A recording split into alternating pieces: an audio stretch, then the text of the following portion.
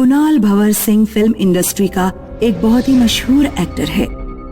एक दिन कुणाल एक पार्टी अटेंड करने के बाद कुछ फैंस के साथ सेल्फी क्लिक कर रहा होता है।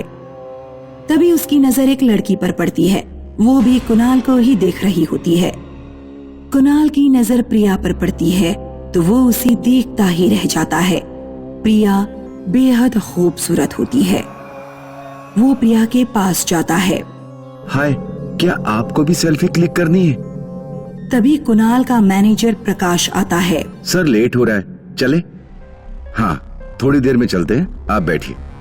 जी नहीं, मेरा मतलब है कि हाँ वो भी, पर मुझे आपसे मिलना था। मैं आपकी बहुत बड़ी फैन हूँ। मेरा नाम प्रिया है, प्रिया घोष। Thank you. आप भी फिल्म इंडस्ट्री में काम करती हैं? मैं एक स्ट्रगलिंग एक्टर हूँ। 6 महीने पहले ही मुंबई आई हूँ। कुणाल और प्रिया बात कर रहे होते हैं। उन्हें वक्त का पता ही नहीं चलता। जाते वक्त कुणाल उसे अपना नंबर देता है। कॉल मी, मैं वेट करूंगा। और वहाँ से चला जाता है। प्रिया बहुत ही खुश हो जाती है। कुणाल और प्रिया में बाद में फोन पे बात होती है और वो एक दूसरे के बहुत करीब आ जाते हैं। प्रिया कुछ ही दिनों में कुणाल के साथ शिफ्ट हो जाती है। एक दिन कुणाल प्रिया के पास आता है और अपनी नीज पर बैठ जाता है। प्रिया, मैं तुमसे बहुत प्यार करता हूँ, हमें शादी कर लेनी चाहिए। अब मुझसे और इंतजार नहीं होता प्रिया। अभी कैसे कुणाल? अभी तो मेरा करियर भी सेट नहीं हुआ है। मैं फिल्म में हीरोइन बनना चाहती हूँ, बहुत काम करना चाहती हूँ, तुम्हारी तरह एक स्टार बनना चाहती हूँ। बस इतनी सी बात? चलो, मैं तुम्हें कल ही प्रोड्यूसर से मिलाता हूँ। तो चलो इसी बात पर सेलिब्रेट करते हैं।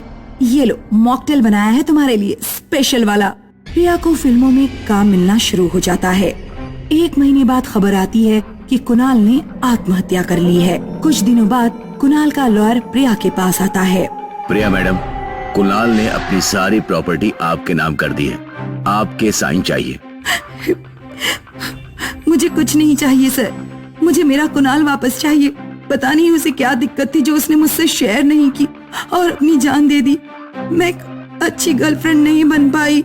आप धीरज रखिए, ये प्रॉपर्टी के कागज पर साइन कर दीजिए। एक आत्मा लॉयर और प्रिया को साथ में बैठा देख रही होती है। उसकी आंखें लाल होती हैं, आंखों के नीचे काले घेरे होते हैं, गले में गोल निशान होता है। प्रिया जैसे ही साइन करने आती है, पेन से इंक लीक होने लगती है और पूरे पेपर पर गिर जाती है। अरे, ये पेपर तो खराब हो गए, मैं दूसरे पेपर बना कर लाता हूँ। प्रिया के एक्सप्रेशंस चेंज हो जाते हैं। प्रिया के दरवाजे पर दस्तक होती है। वे दरवाजा खोलती है तो वहाँ एक आदमी खड़ा होता है। प्रिया उसे गले लगा लेती है। कल तक साइन हो जाएंगे पेपर, फिर कुणाल की सारी प्रॉपर्टी मेरी। प्रकाश, हम अमीर बन जाएंगे। कुणाल को ड्रग्स देकर मारने का हमारा प्लान काम कर गया। अब हम दोनों उसके पैसों से आराम की जिंदगी जिएंगे। वे दोनों प्रिया के कमरे में आते हैं और एक दूसरे को हक करते हैं। तभी उनके कमरे में उन्हें फांसी का फंदा लटका हुआ दिखता है और कुणाल की लाश बेड पर दिखती है। वे दोनों बुरी तरह कांप जाते हैं। ये भागो यहाँ से। वे दोनों हॉल में भागते हुए आते हैं और उनके सामने कुणाल की आत्मा खड़ी होती है। गुस्से से उसकी आंखें लाल हो जाती हैं। वे दोनों जमीन पर गिर पड़ते हैं। तुम दोनों ने मिलकर मुझे धोखा दिया और मेरी हत्या को आत्महत्या साबित कर दी। मैं तुम दोनों को नहीं छोड़ूंगा। हमसे गलती हो गई, हमें माफ कर दो। प्रकाश डर से भागने लगता है और कुणाल सामने आ जाता है और उसका गला दबाने लगता है। प्रकाश का दम घुटने लगता है। उसके पैर हवा में मिल रहे होते हैं। कुणाल प्रकाश का गला दबाकर उसे मार देता है। वो प्रिया की तरफ भागता है। मुझे छोड़ो, जाने दो मुझे।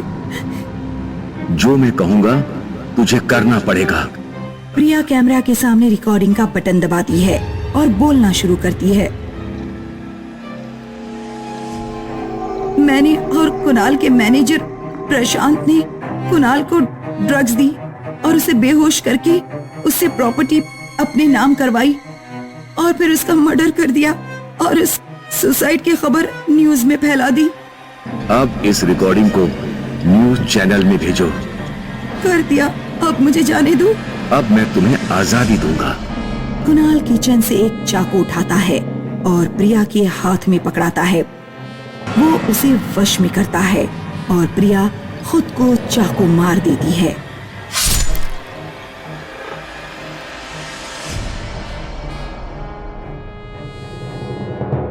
और उसकी मौत हो जाती है।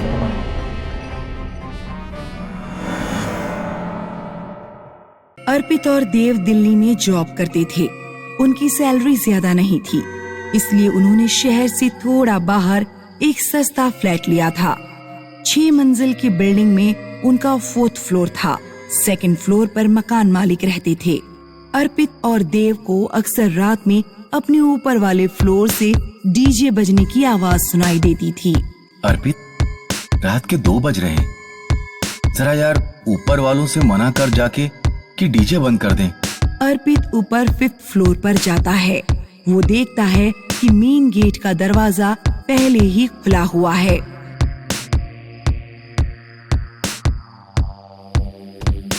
अर्पित जैसे ही गेट खोलकर अंदर जाता है, म्यूजिक की आवाज आना बंद हो जाती है। वो देखता है कि दूसरा फ्लैट खाली पड़ा है और वहाँ कोई नहीं है। अर्पित फ्लैट की खिड़की के पास जाकर बाहर झांकने लगता है, तभी कोई पीछे से उसके सिर पर हाथ मारता है। कौन है? कौन है यहाँ पर? अर्पित बुरी तरह डर जाता है और तुरंत फ्लैट से बाहर भाग जाता है। अगले दिन सुबह देव अर्पित से कहता है, थैंक यू यार, कल रात में डीजे बंद करा दिया। मैं तो सो ही नहीं पा रहा था। मैं भी पूरी रात नहीं सो पाया। क्यों? कल रात डीजे मैंने बंद नहीं कराया था, तो ऊपर वाले फ्लैट का दरवाजा खुला हुआ था। मैं अंदर गया तो शोर अपने आप ही बंद हो गया और फ्लैट में सिर पर टीप मारी। ये तुम क्या कह रहे हो? कोई हॉरर स्टोरी लगती है। जो भी कह रहा हूँ सच कह रहा हूँ। देव अर्पित की बातों का विश्वास नहीं करता और ऑफिस चला जाता है। उस रात देव ऑफिस से लौटा तो उसकी फ्रेंड नेहा भी उसके साथ थी। नेहा का बर्थडे था। नेहा देव और अर्पित के साथ केक काटकर अपना बर्थडे सेलिब्रेट करती है और फिर तीनों सो जाते हैं। रात में फिर उन्हें ऊपर वाले फ्लोर से शोर सुनाई देने लगा। अरे यार, आज फिर से? आज मैं नहीं जाऊंगा, तू जा। तुम दोनों रहने दो, मैं जाती हूँ। लगता है ऊपर के फ्लोर वाले इतनी रात में पार्टी कर रहे हैं। नेहा ऊपर जाती है। 5th फ्लोर का दरवाजा बंद था। नेहा तेजी से दरवाजा खटखटाती है।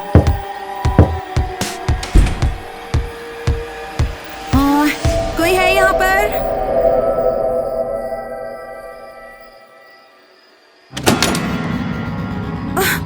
खोलो, किसने मुझे बंद किया? हे भगवान, मैं तो अपना मोबाइल भी साथ नहीं लाई।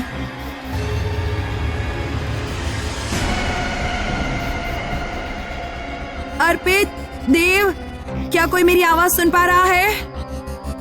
अर्पित और देव अभी भी सो रहे थे। देव को नेहा के चीखने की आवाज सुनाई देती है। देव तुरंत बेड से उठता है और ऊपर के फ्लैट की तरफ भागता है। फ्लैट का गेट बंद था। नेहा,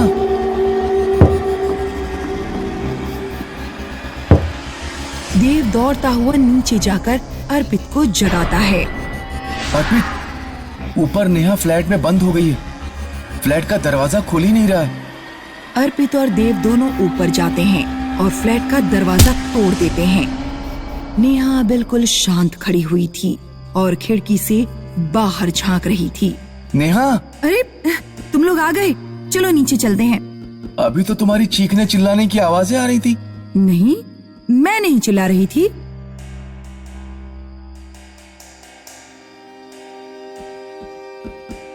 नेहा, देव और अर्पित सो जाते हैं। कुछ देर बाद ऊपर के फ्लैट से फिर शोर आने लगता है। अर्पित की आंख खुलती है तो वो देखता है कि नेहा अपने बिस्तर से गायब है। देव, उठ। नेहा कहाँ चली गई? अर्पित और देव दौड़ते हुए ऊपर के फ्लैट पर जाते हैं। फ्लैट के अंदर घुसते ही उनकी आंखें फटी रह जाती हैं।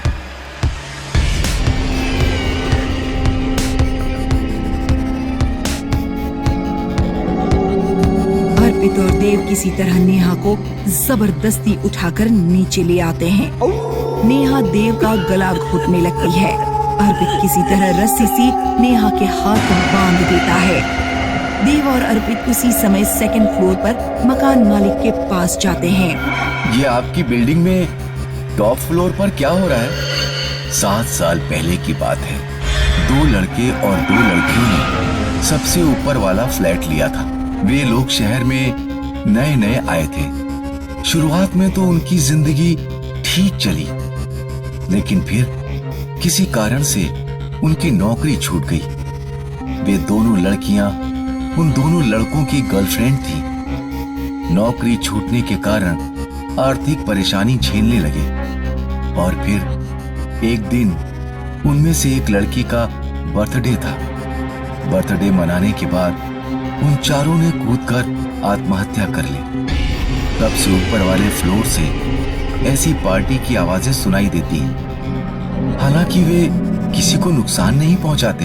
तुम चाहो तो रहो या फ्लैट खाली कर सकते हो। देव और अर्पित वो फ्लैट खाली कर देते हैं।